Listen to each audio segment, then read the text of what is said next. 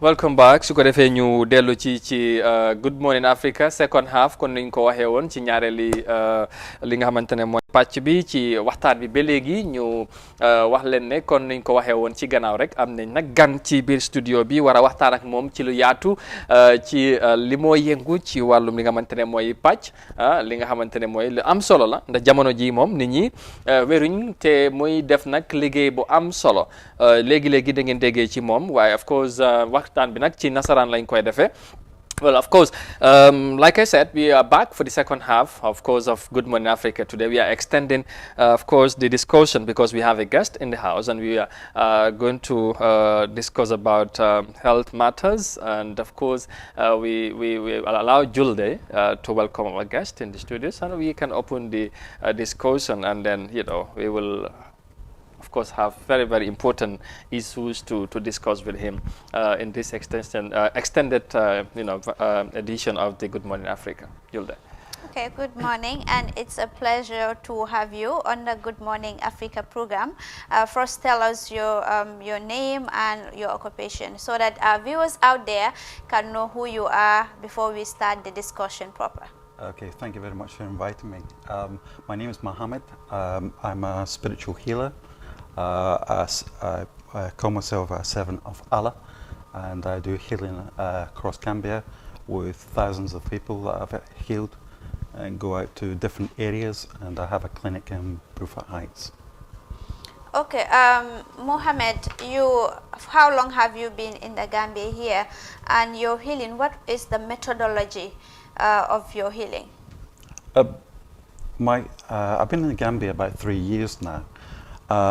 Methodology is I've changed when I converted to be Muslim. I was learning the Quran, and now I do a healing mainly based on Ruqya, which is spiritual healing through based on the Quran and all the things that are actually in the Quran. That's what I do now. So you do Ruqya and you've been in the Gambia for the past 3 years. So what exactly the category of people that you target specifically? I do all sorts of people. It stems from young children to adults and diseases. I help to cure, but I think the main focus that I've actually been doing at the moment is on schools and schools children. I don't know if you're actually aware, but a lot of school children fail to go to schools because they are collapsing. They're finding it difficult to concentrate in schools. And what I've been doing is I'm helping with jinn possession, demons, and removing black magic. And as I said, I do this for the sake of Allah. And everything I actually do is free of charge. I don't take any money at all. Oh. That's really interesting. And, of course, let me ask you, what really inspired you to start doing this in the Gambia? Well, to be honest, I come to the Gambia. I wanted to have a retreat where I was going to train on heal people that come from abroad and they could stay in my premises, but it didn't feel right. It felt like I had an overwhelming obsession to actually just concentrate on healing people, Gambians, and over time that's what actually happened. I started to heal Gambians. I set up a clinic, and my healing methods actually changed. I started to learn different things just overnight.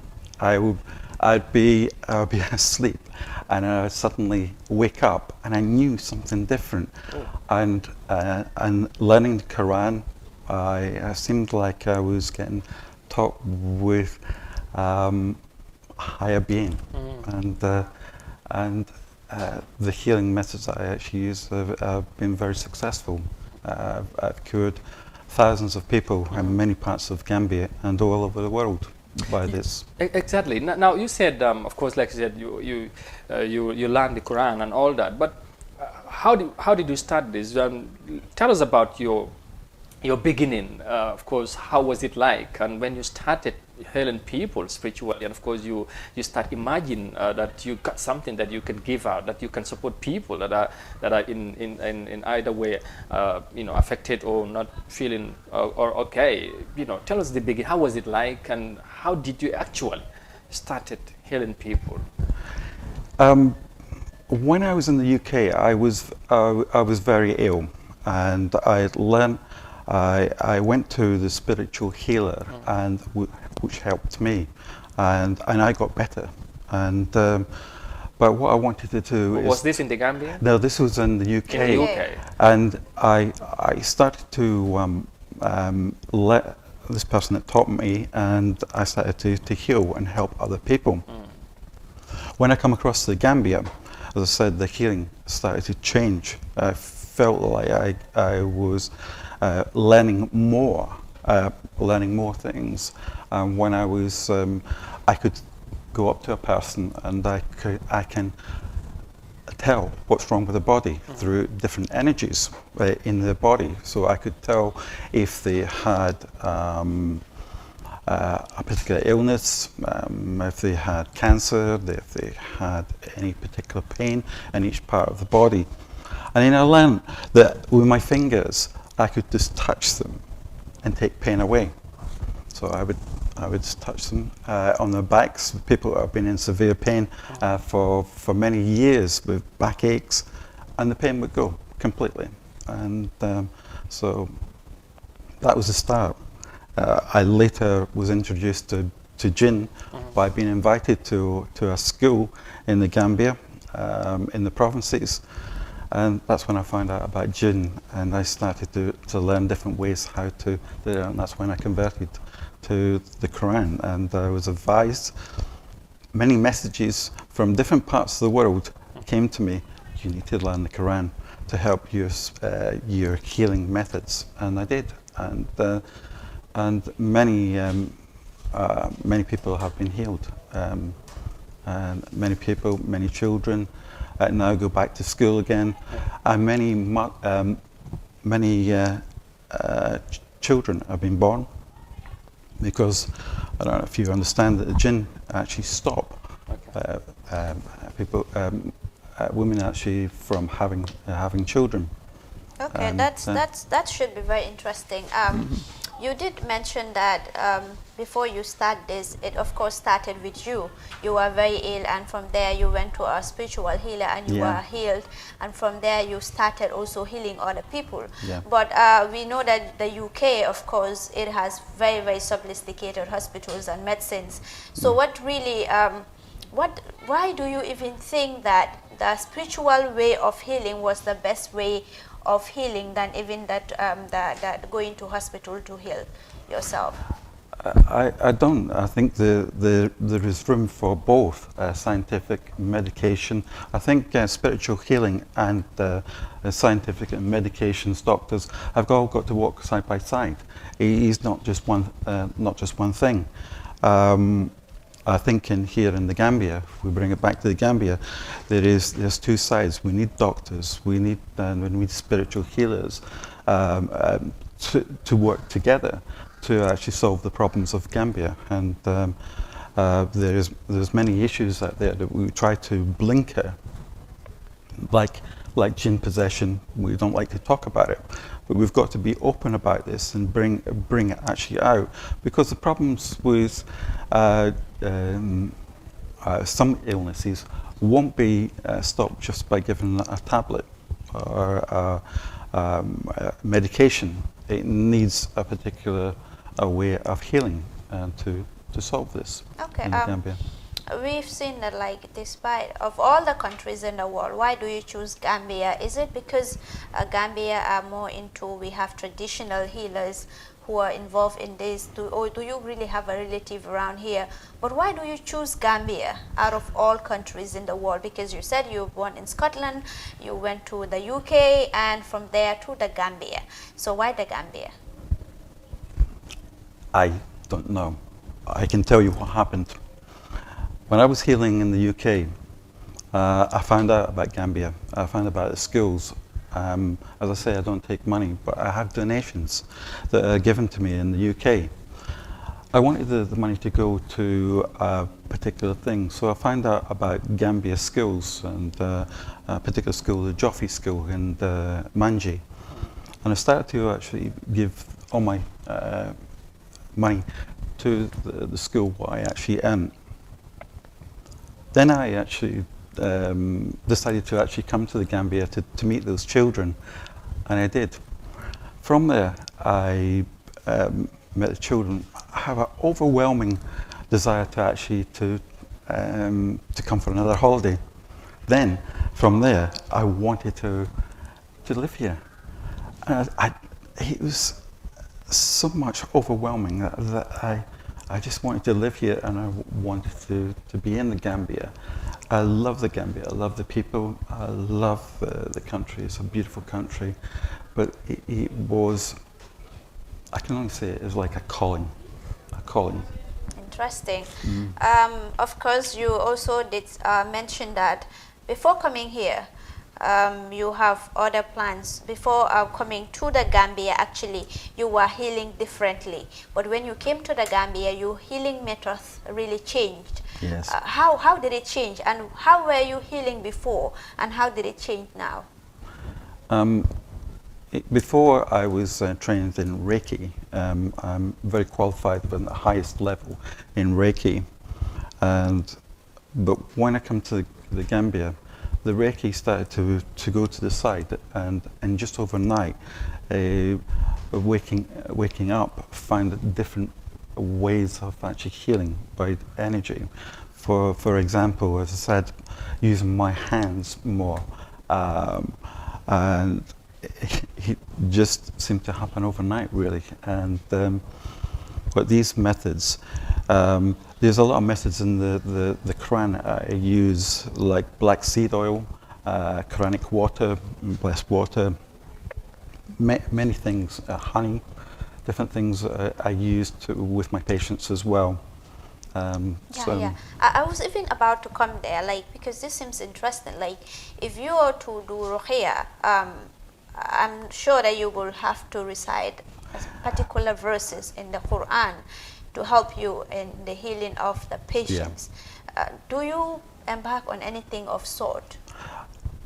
The treatment with Ruqyah is the Quran, so I'm reciting all the time Bismillah Rahman Rahim, Alhamdulillah Alameen, Rahman Rahim, and I'm doing that in all verses of the Quran to remove the jinn and to actually heal the particular patient. There's many surahs that I actually use with actually healing. So yes, as you actually said, yes, it is based. The process is like touching the patient on the head, and what the patient always says, blessing them. What I'm actually doing is reciting the Quran when I actually heal them. Okay. You also made mention that if you see the person, you actually know the type of illness the person is having. And you mentioned cancer. We all know that cancer still now, scientists are trying so hard to treat it, but still now it's really giving them problem. It's having some difficulties in curing cancer. So does that also include so does that also include, like, in your healing, that you can also cure cancer somehow? In certain stages in cancer, if the cancer is actually widespread, it's a lot more difficult. But yes, in cancer, if it is like in breast cancer, I've had patients that have had breast cancer and it's completely removed, and without any other medical intervention, it's been removed. That goes for anything. I've even had a blind person who was diagnosed with they were going to be blind for life. They came to me very upset, and with one treatment, and they regained full vision. And but I don't say it's me personally. I believe this is coming from the energy is coming from Allah, and not everyone's going to be cured of the disease. That's down to Allah, and but it can actually happen. Okay. As so I've seen. in terms of before Amadou comes, in terms of the breast cancer issue, you said you cured this patient. Where was it exactly? Was it in the Gambia here, and when was it, and which area? Because you also mentioned schools, you mentioned communities. So which category does this one belong to? This actually happened in the UK. Okay, in the UK. This particular patient was in the UK, cured cancer, but I've not had any cancer patients in the Gambia yet. Interesting. We just want to remind our viewers that, of course, we are still on Good Morning Africa, and we are on the second, part of the program. And of course, our special guest this morning is Mohammed, a spiritual healer, and of course, we are talking about what he does and all that. And so you heard from him and some of the things he have done for so many people who are, who were affected or otherwise feeling not feeling okay. He have been to different schools and healed students and all that. So it's interesting, and we will still continue. We'll continue the discussion. Now I will come, and ask Mohammed. Now, since you started, healing in the Gambia, actually I think I would want you to tell us, how would you measure this success, if you can, you think you have achieved so far, and how it has impacted the life of Gambians that you have met or treated in any way? Yeah, I've treated thousands of people. Yes. Thousands of people have been to me. I've been out to the provinces. As I said, about 150 people used to come when I actually turned up in a place like Toraba. I've been there and treated people. There's thousands of people that have been freed from jinn. I only know 2 of my patients that are getting treated at this very moment that still have a jinn, but all the jinn have actually gone, destroyed, or been removed from my patients, and they've been able to actually carry on a successful life. The other measure of success is the amount of young children that have been born, that mothers have been trying for years to actually have a child. I have many boys actually been named after me, Mohammed, in the Gambia. And but what I haven't done, I haven't advertised my successes or advertised myself before. Yeah. But now is different. Yeah. I've been asked to do this. Interesting, and again, of course, you said that you are doing this thing for free, not taking money from anybody. What really motivated you again to be helping people just freely and cure them in such spiritually? Especially, we know gene matters or issues are complicated things, and it can have maybe somehow replications and all that on the person itself, who does the healing and all that, we understand. So what really motivated you to do that? I'm doing this for the sake of Allah. I believe in God, and I have messages from God that this is my purpose. This is my purpose in life. I feel that I'm doing what I was put on earth to do, was to heal people, okay, and to help them. All right. And that's what I'm doing. All right, that's a very good gesture of yours. But then, when you started, have you went around the country or anywhere consulting other spiritual leaders in the Gambia, or do you at any point trying to work with any one of them?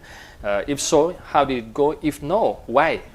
You feel working independently in believing in what you do by yourself. I've taught some of my methods to other people, to some of my staff, and they use that. Working with different people, no, I haven't done that as yet. Like marabouts. Yes. Marabouts actually come to me for help. Imams come to me for blessings. And Gambian marabouts and Gambian imams? Yes, Gambian. Marabouts work in a different way to what I do. I work with only one person. I work with Allah. And marabouts, certain marabouts, not all, there's some really good marabouts actually out there who work with the Quran. But there's certain marabouts that they work in with jinn, who have complications and the effects of family, and I think you were touching on something like that. Yeah. Would that come back on me? No, I wouldn't do, because there's only one person I work with, and I'm protected. The message I got, and I got it from many people, this message. There's no jinn, there's no demon, there's no black magic that could ever defeat me, that I would be stronger and more powerful than anything. And what I believe is in the belief in Allah that actually does that. Yeah. Interesting. Julde, I know you of course will allow you to continue with him, but then just for now, I will ask again, how were you received by Gambians after you started your healing? You know, one person successful, one person maybe not, or halfway. Does at any point that happen also? And then after all, how did Gambians also receive you, knowing that you are a spiritual healer and you are here to help Gambians, you know, different categories and ages, but also not demanding anything from anybody? Yeah, it's a very good question, because that was one of my concerns when I started to actually do this sort of work in the Gambia. How would I be received? But I've been received really well. The people have been very open to me, because they've seen successes, they've heard about of what's actually happened, they've heard about the children. They're so gracious. We have a WhatsApp page, and listening to some of the messages that I've got of babies that have been born, and people who have been cured, and it's very. I feel very humble for that, but again, I understand where it is actually coming from. The energy, it is Allah who's actually given me, God who's actually given me the energy to do this work, and may I continue. But yes, guess to turn up in the provinces and in secret, and to have 150 people, because they all get on their mobile phones and tell Muhammad is actually here, and a lot of schools as well. All right. On the failures, Amadou did make mention about that. Like, did you at any point in time felt that, okay, maybe this is not working, maybe there is a patient who was hard to heal, because we know as in any profession you have some setbacks. What was those setbacks, and how did you even try to overcome those setbacks? And is there any case, a particular case that you felt that, okay, this is so difficult for me to heal? I haven't come across any really difficult cases. They've been difficult in particular ways, but what my belief is that if you put your mind to it, you can cure anything. There has been people that, for example, what talked about a blind person actually coming to me and being cured. But there's been blind people that have actually come to me, and they've remained blind. The whole thing is not down to me in the decisions. It is down to Allah. Now, one person will come to me and be completely cured. Others may not be cured. Yeah, may not be cured. So okay, you also did mention of that you go to schools. Which school specifically do you go to in the Gambia here to heal these students in the country? It's any schools, Kachino, Karmama. There is around about the turntable. I can't remember all the names of but that I want to. The challenges this year are to get into as many schools as possible. It's very difficult for the school headmasters to invite me in because they have restrictions, because it's scientific and spiritual, and they want to do the right thing. But the headmasters that have actually invited me into the schools will tell you they're completely clear of gin. Okay. The school children exam results are they're performing really well, and the dropout from schools. I don't know if you know that some of the schools are actually threatened with closure because of the gym problems, and I want to get into the schools. I want the headmasters to invite me so I can help those children, because the children go through terrifying experiences, and they sometimes don't even talk to the parents because the jinn threaten them with different things. All right, now let's again talk about this. Of course, you said you have cured or healed thousands of over thousands of Gambians, and you have been doing this also for a while now. Of course, silently, like you said, not many people know. Of course, know that you were doing spiritual healing. Why do you feel the need to? Maybe I will not use the word to advertise, but to expose yourself to Gambians and know Mohammed is in the Gambia and this is what you do. Why do you think it's the right time to do that, and I need to be known to Gambians, no more secretly, or maybe in a low scale? When I come, I didn't want to be put out there, because I had around about 450 people a week, patients actually coming to me a week. But it's like a message that was actually given to me. The people who are going to watch this today, some of them will be affected in one way or another. And the message was to that I need to be more known about Gambia and the rest of the world, so I can help more people. Hope that answers your question. Okay, that's Julie, you wanted to ask something, or I can still you can ask your question. All right, now of course you can tell us about after finally you have decided to come out. Of course, Gambians will start knowing about you. Of course, this is one way that you can do it, coming out to the media. But what are some of the plans that you have already outlined, in making sure that you definitely make sure Gambians know, that Mohammed is in Gambia and this is what he is doing, and he helps people freely, heal them spiritually and all that.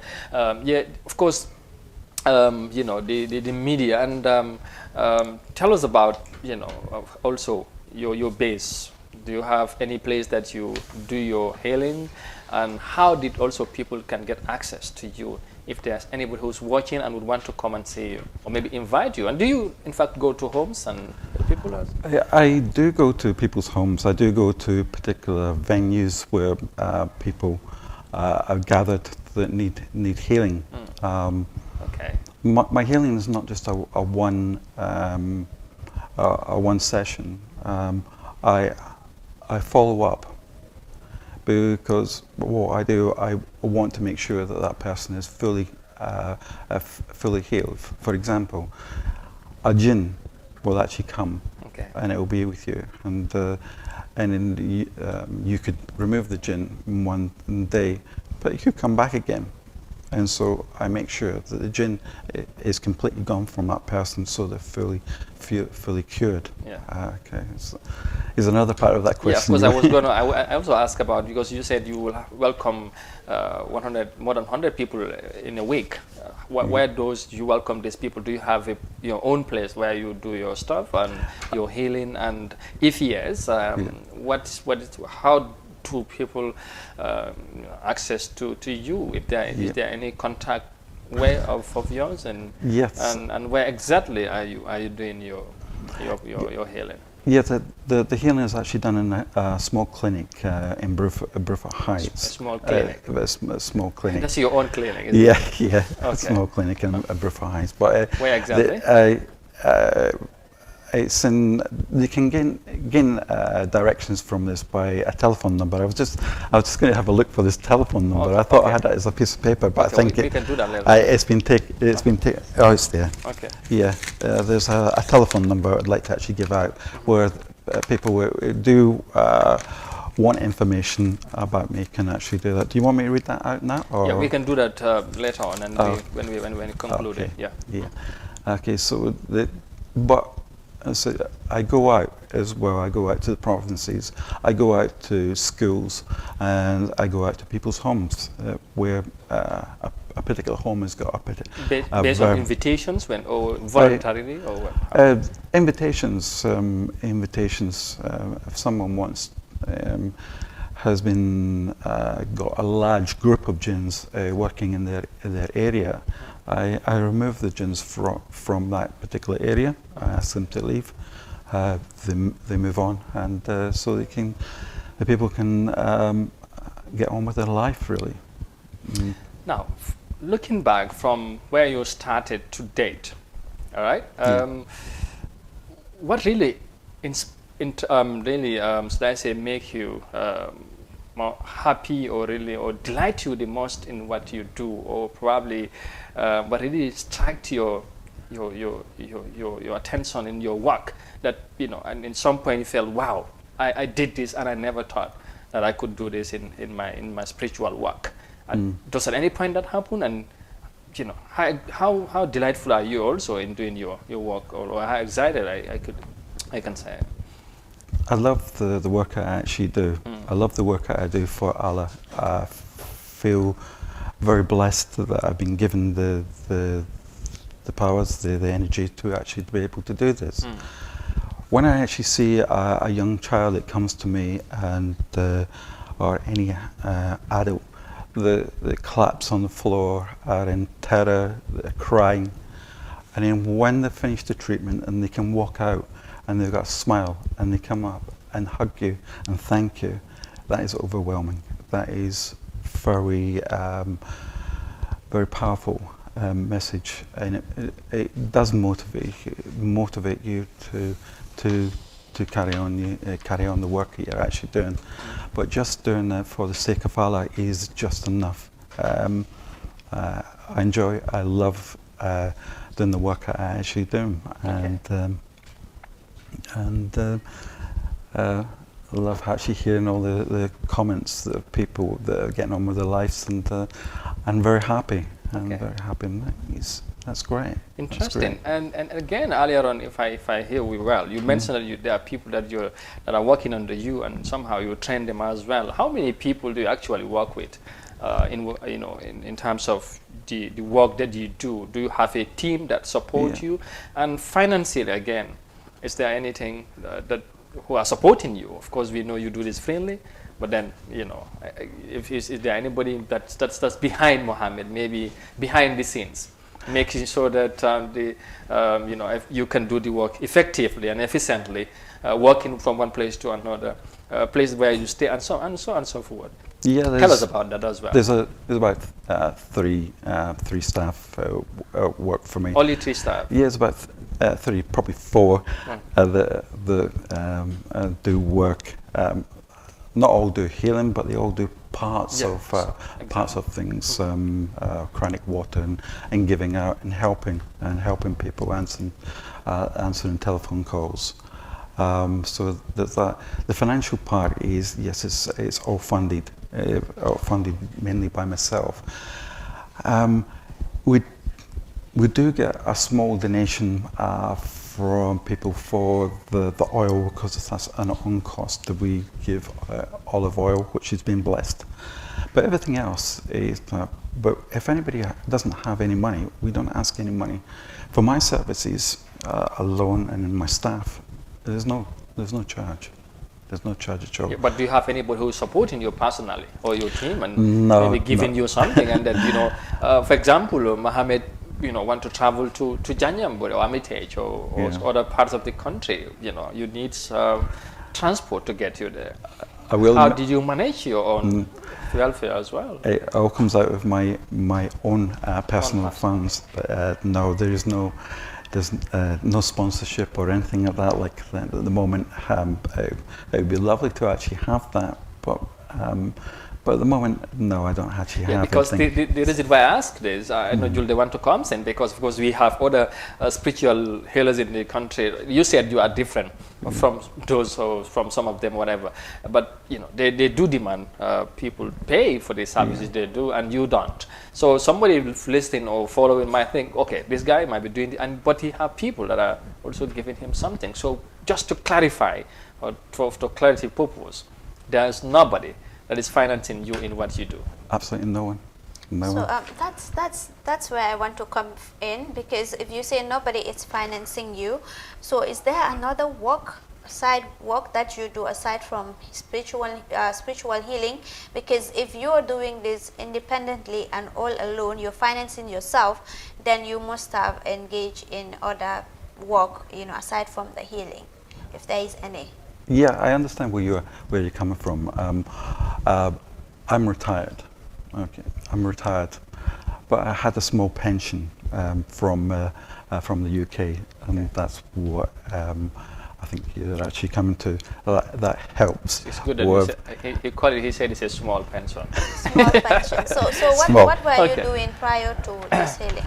I was a supermarket manager in the UK for most of my days before I left. I got ill, and I started to get into healing, and so yes, I have a small pension, but funds this, or I wouldn't be able to live in Gambia. Yeah, so you're right, but no other sponsorship or anything.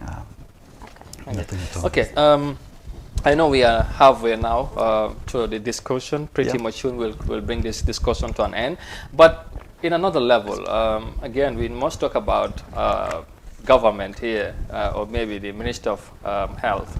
Have you tried to contact the Minister of Health, knowing that the work that you are doing, helping school-going children, and other people that do not have maybe the means to pay in the work that, or the services that you do to them, spiritually healing them?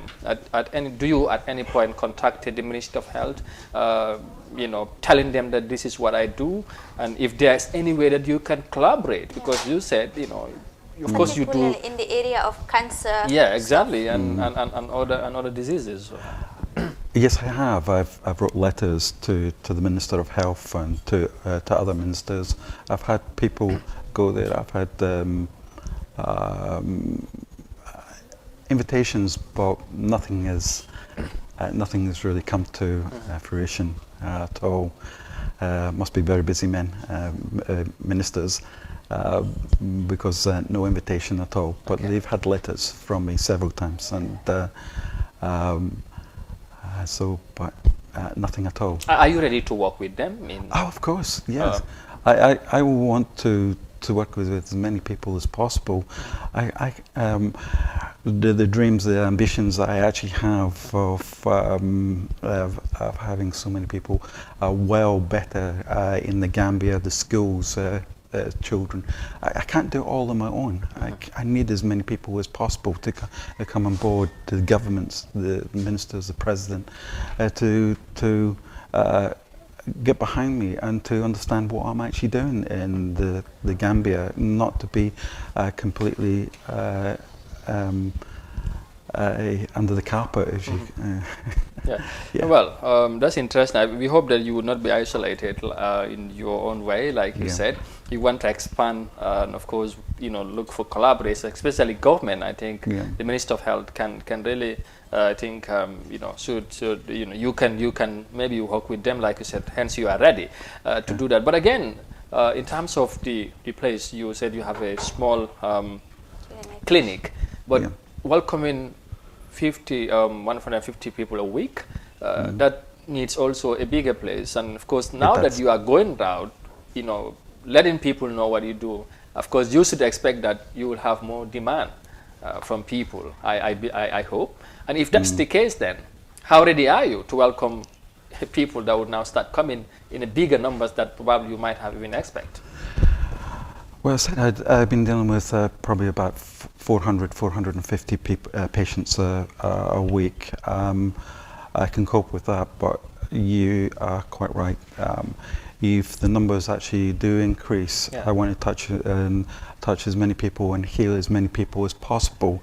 I would need facilities a lot bigger, and that's where my communication was trying to be with the health minister, the education minister, to be able to see if they could assist and help in that area.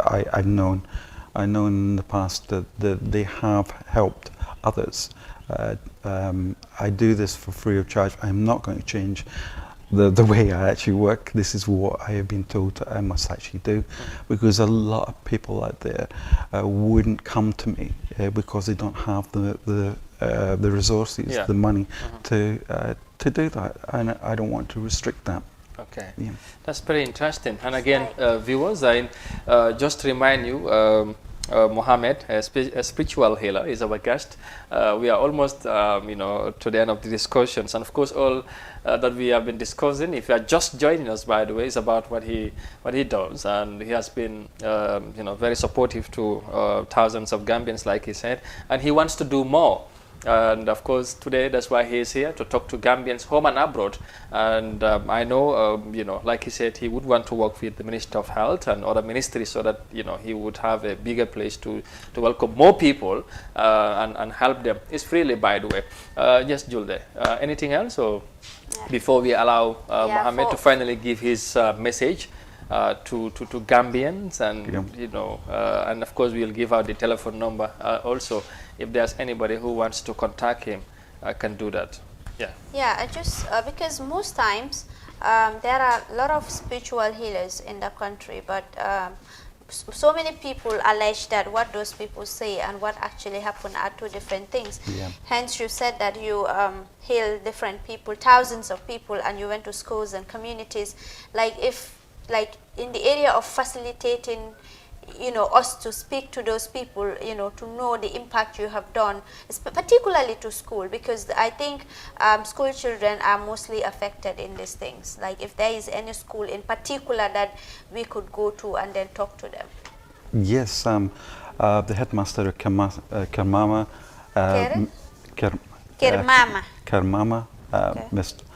Mr. Ba, you could.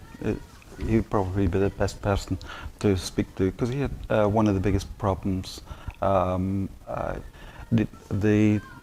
is another headmaster. I'm sorry, I can't remember his actual name. But you could go to him and find out what the successes are, or even just go on the WhatsApp page and you can listen for yourself of the people and what they've actually said about me.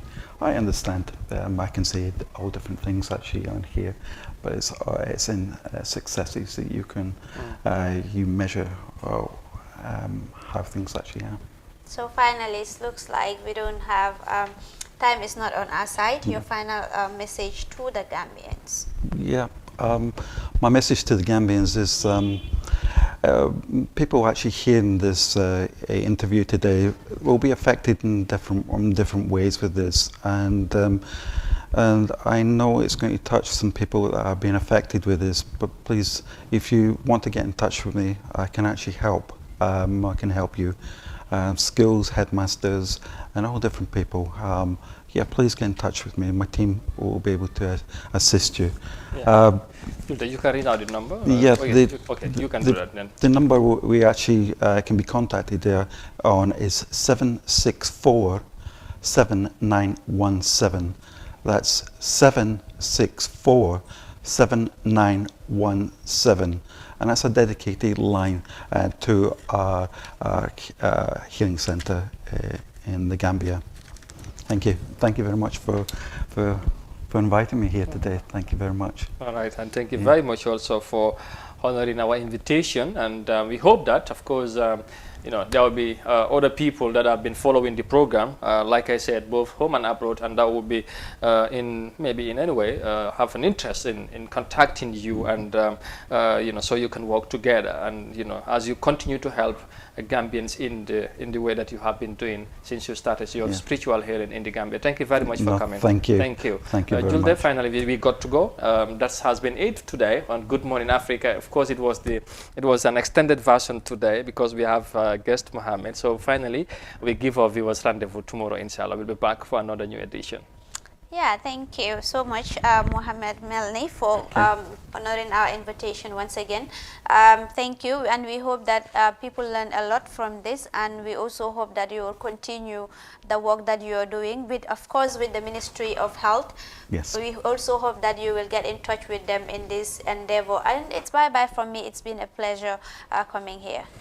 Thank you very much, Julde. Thank you, Mohammed. And bigger thanks goes to the viewers, wherever you may be, both home and abroad. We say thank you very much. Su ko defee mbokk yi ñu jaajëfalaat leen beneen yoon ci ànd bi ngeen di ànd ak Eye Africa, waaye tamit ci Good Morning Africa. Inshallah tey fii la ñoo yemandi ak yéen suba ñu dellu ci beneen édition. Jërë ngeen jëfati, yéen du leen ak jàmm. Bye bye.